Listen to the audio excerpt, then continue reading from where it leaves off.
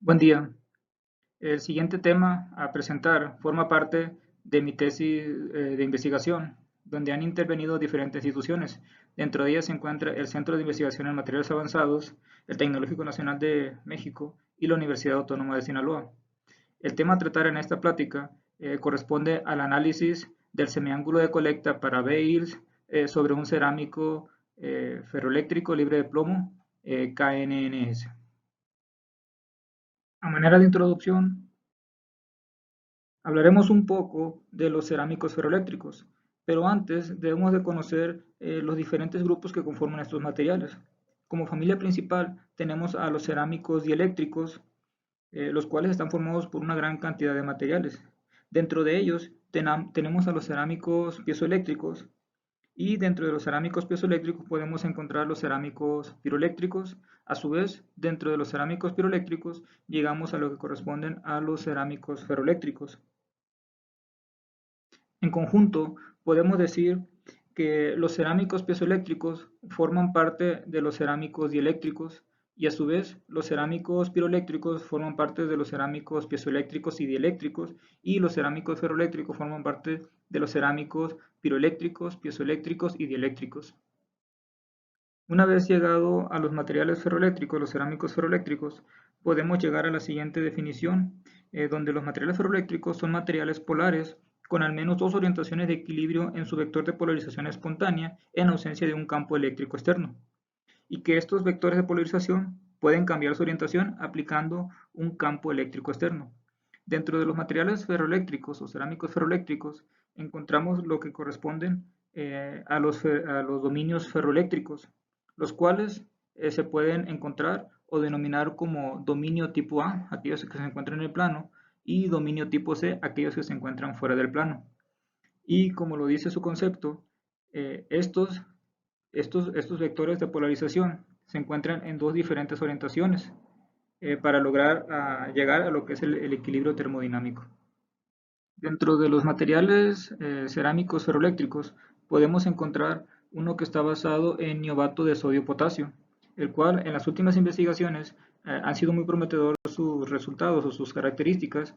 Incluso ha sido considerado como un material capaz de sustituir al PZT. Dentro de las propiedades de este material tenemos que es una combinación de perovskitas con estructura AbO3, donde puede estar conformado por estructuras de niobato de potasio y niobato de sodio, donde A corresponde en la estructura AbO3, A corresponde al sodio y al potasio, y B corresponde al niobio. Además posee una alta temperatura de Curie de 420 grados centígrados, tiene una constante dieléctrica alta, además de una polarización remanente también alta y un bajo campo coercitivo, además de una alta constante piezoeléctrica. Por otro lado, el análisis BEILS, o lo que corresponde a BEILS, o mejor conocido como Valence Yields, está determinado principalmente por las ecuaciones de la teoría de Kroger. Sin embargo, por la cuestión de tiempo, en esta ocasión no se van a presentar las ecuaciones, pero sí es importante decir que estas contribuyen de manera significativa a lo que es el desarrollo del análisis por Kramer-Kronig, el cual es un análisis que se le da o un tratamiento que se le da a los datos obtenidos por BEILS, el cual tiene un desarrollo, donde primero, de acuerdo a algunos investigadores, se corresponde a lo que es la remoción del cero loss peak.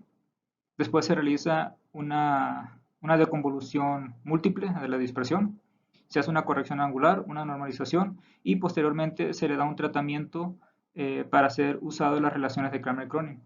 Aquí es muy importante determinar que durante la corrección angular y la normalización hay que aplicar algunos algoritmos o ciertas ecuaciones para lograr lo que corresponde a una SSD, es mejor conocida, que es una distribución simple de la distribución del volumen de datos que tenemos. Esto, una vez que se hace esta distribución o esta corrección, ya se puede proceder al tratamiento de Kramer-Kronig.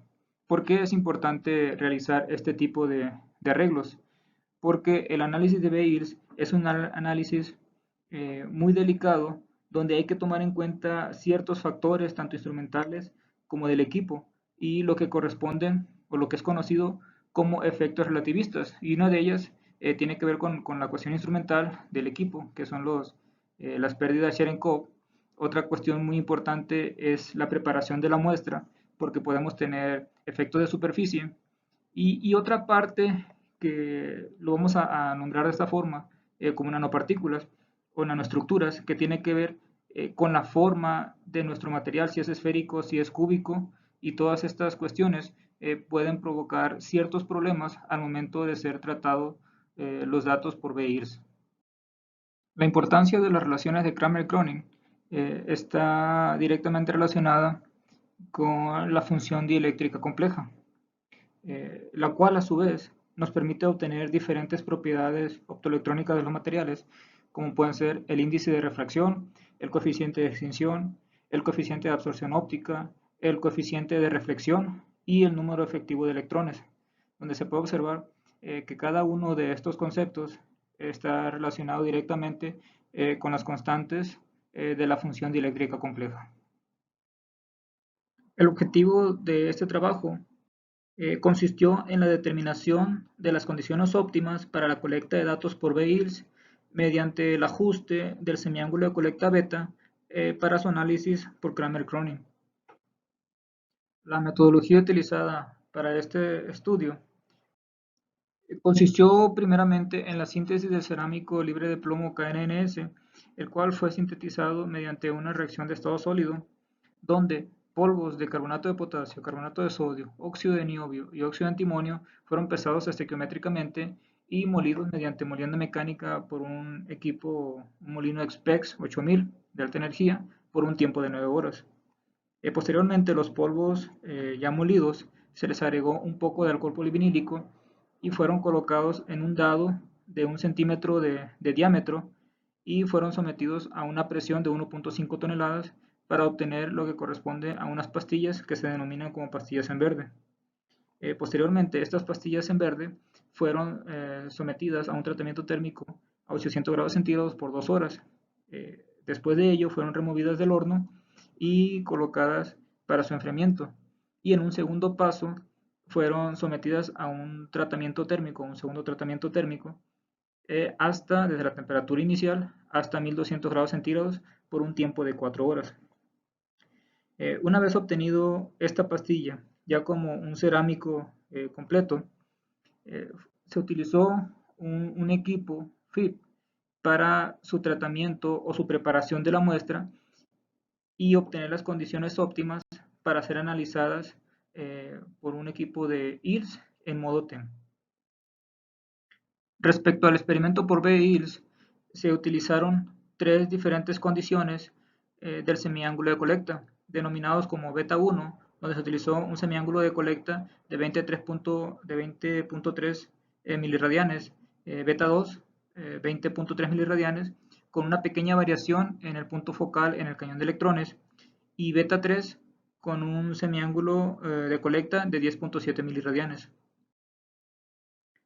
La variante denominado como variación en el punto focal de cañón de electrones consistió en un pequeño desplazamiento en el punto focal del cañón de electrones, con el propósito de reducir los efectos relativistas.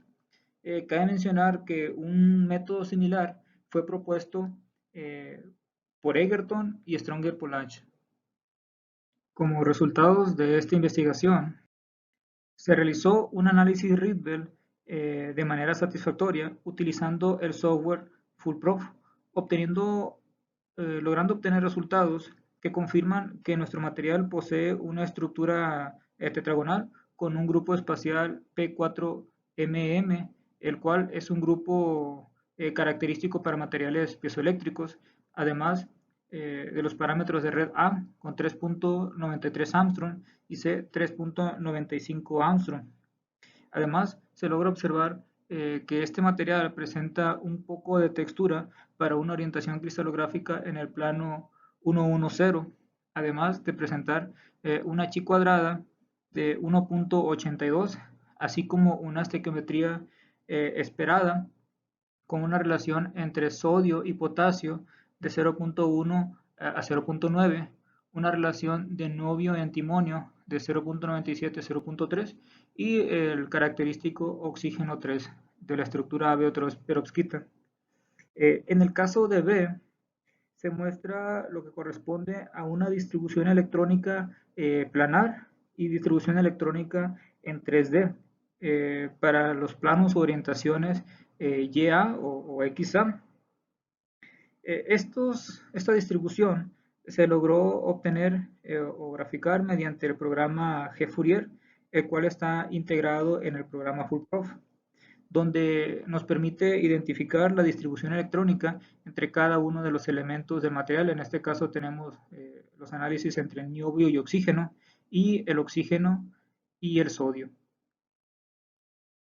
Para el análisis BILS, la figura A muestra los espectros obtenidos para B1, que corresponde a un semiángulo de colecta de 20.3 miliradianes, beta 2, que corresponde a un ángulo de colecta de 20.3 miliradianes, con la variación en el punto focal del cañón de electrones, y beta 3 para un semiángulo de colecta de 10.7 miliradianes.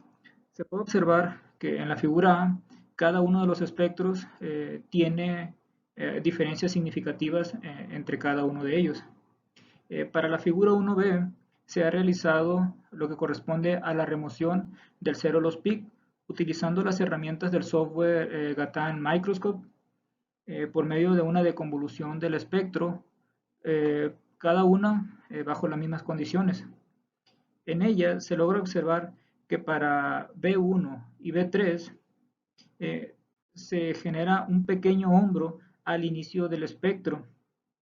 Esto se puede interpretar como una pequeña contribución de los efectos relativistas. Por otro lado, para B2, que corresponde a la señal del espectro en color rojo, se logra observar una correcta separación de la parte elástica e inelástica del espectro, evitando estos pequeños hombros que fueron observados en beta 1 y beta 2. Para la figura C, esta muestra el tratamiento ya realizado por Kramer-Cronin para beta 2, que fue la que tuvo una correcta remoción del cero loss peak, lo cual permitió obtener lo que corresponde a la Energy Loss Function, que sería la parte roja. Y una vez obtenido esta Energy Loss Function, nos puede permitir obtener de manera satisfactoria el cálculo del band gap, así como otras propiedades optoelectrónicas del cerámico ferroeléctrico libre de plomo, KNNS. Finalmente, como conclusión de este estudio, se determinó que las condiciones del semiángulo de colecta beta afecta significativamente el tratamiento del espectro para su análisis por Kramer-Cronin, lo que conlleva a la obtención de la función dieléctrica compleja, índice de refracción, coeficiente de extinción y el band gap. Por otro lado, estos resultados permitieron dar continuidad al estudio, logrando la publicación de un artículo en una revista indexada como el que se encuentra a continuación. Como agradecimiento, es importante siempre hacer esto. Los autores agradecemos a CONACYT por la beca obtenida para este estudio. Además, agradecemos de manera extensiva al staff del Centro de Investigación en Materiales Avanzados, donde se ha llevado la mayoría de las caracterizaciones y análisis realizados, y de manera específica al soporte técnico realizado por Talamante Soto y Ornella Gutiérrez, básicamente en este trabajo y en otros trabajos que hemos realizado. Con esto concluyo mi presentación y les agradezco por su tiempo.